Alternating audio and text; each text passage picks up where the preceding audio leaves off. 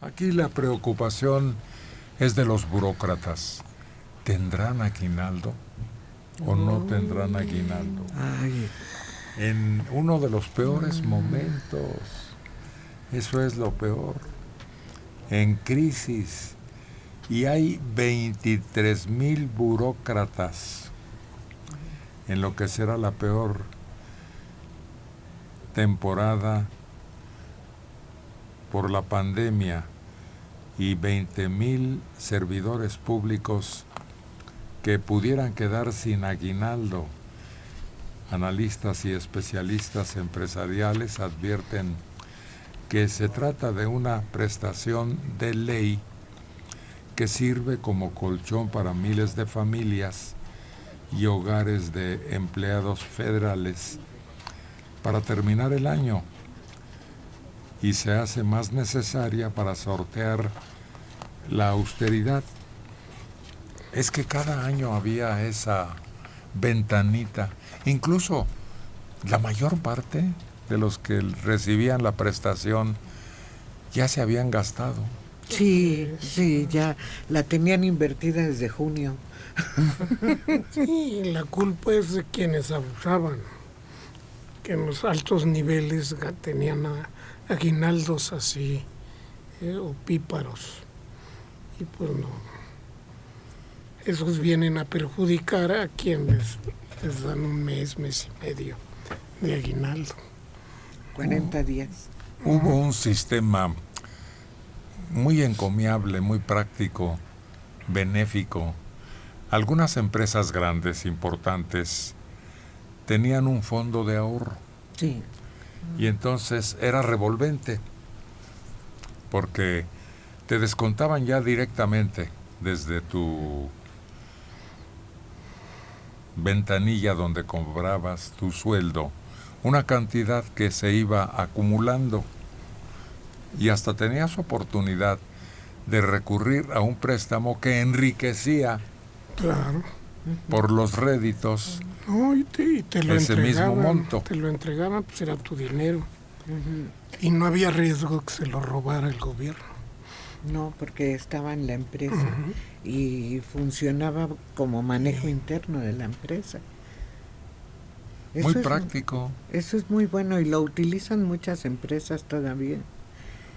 Le quitan un cachito al sueldo y otro cachito pone la empresa. Un cachito igual. Si le quita 1,000 al empleado, la empresa pone 1,000. Entonces eso va ganando interés porque hacen préstamos. 1,000, dime qué empresa metió tanto dinero. No, sí, No, hay empresas. No, con esa cantidad no. Es más modesto, pero de todas maneras, entre los réditos obtenidos y las aportaciones personales y de la empresa, se hacía una buena cantidad. Sí. Fíjate que a mí lo que me preocupa mucho de todo esto que se maneja de quitar el aguinaldo a cierto sector de la población, de los trabajadores, es que esas ideas hacen que tú cada vez gastes menos, procures gastar menos, gastes en lo básico, en lo que son los alimentos, en lo que es pagar la luz, el agua, los servicios. Es malo.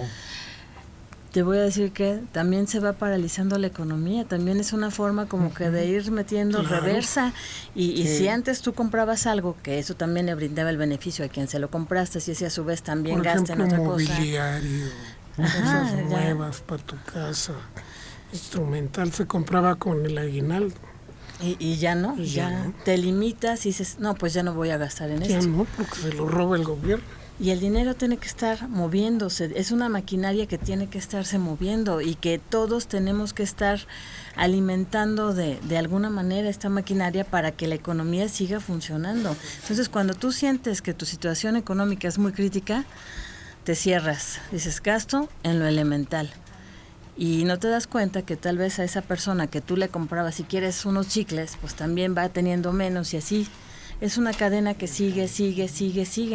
Y aquí no, tenemos que reactivar la economía, tiene que haber más movimiento. Pues díselo a quien pueda realizar esa tarea. Pues ojalá me esté oyendo. Al contrario, la idea de eliminar el aguinaldo viene de las más altas esferas políticas en este país. Sí, Al contrario, no les exactamente. importa violar la ley. Eso. Ese es Está el problema. violándola. Eso es lo grave. Porque ¿quién quiere volverle a entrar a trabajar? ¿Tú te vas a trabajar a la función pública? Tus derechos no están a salvo. Así le vas a entrar a un trabajo. Y si ya estás en el trabajo, ¿lo vas a hacer? Ahí está su... Yo voy y hago como que trabajo, pues al fin ustedes hacen como que me pagan. Se contamina muy feo el ambiente. Es un equilibrio muy precario en el que vamos a entrar. No, es Con un más desequilibrio. Momento. Porque si no nos vamos en orden, perdemos el control. A ver, ¿qué decías?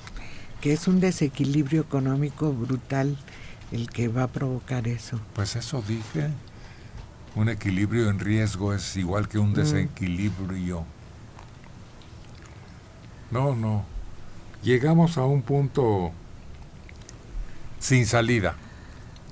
Quedamos atrapados por las circunstancias de el problema de salud y por algo que también está dañando gravemente la economía nacional en este país.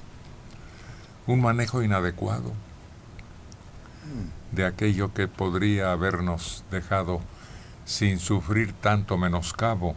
El rescate de Pemex es que se le ha metido tanto que parece ahora, ya después a través del tiempo transcurrido, es irrecuperable. Y luego el empeño de seguir con empresas sexenales que no sabemos si van a funcionar o no, pero que se convierten en un riesgo si les invertimos tanto que no vayamos a recuperar después. Pero eso es legal. Eso está aprobado en el presupuesto, hay partidas y hay un programa para llevar a cabo el egreso. Ahora, que no resulte el negocio es otra cosa, pero no es un robo como quitarles el aguinaldo a los trabajadores. Pero si hay una falta de proyección a futuro. Es decir, Pemex lo tienes que salvar porque significa para el país, porque es una empresa estratégica, bla.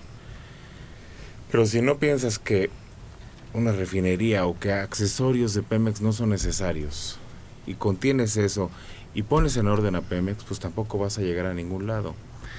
Tú preguntabas frecuentemente, Héctor, si esto era peor que la del crisis, el crack bursátil del 29. Y yo creo que ahora sí ya todo indica que nos va a ir mucho peor. Mucho peor. Aunque se tomaran buenas decisiones aquí, venimos arrastrando un nulo crecimiento. El año pasado no crecimos. Prácticamente no crecimos. Entonces este año, aunque se tomaran excelentes decisiones, de todos modos no vamos a crecer. Como dicen, un crecimiento negativo. Va a haber eso un sucede en todo el decremento mundo. del 5% mínimo. Sí, pero aunque tuviéramos a los más picudos, no lo podemos evitar. Por Es eso. decir, sucede en el mundo. Así es. Sí, no hay otra. Si Pero nadie venimos... trabaja, no hay dinero. Lo curioso es que República Dominicana no le pegue tan duro como a nosotros. O sea que hay países que venían de crecimientos importantes. Nosotros no. Hasta en eso tuvimos mala suerte.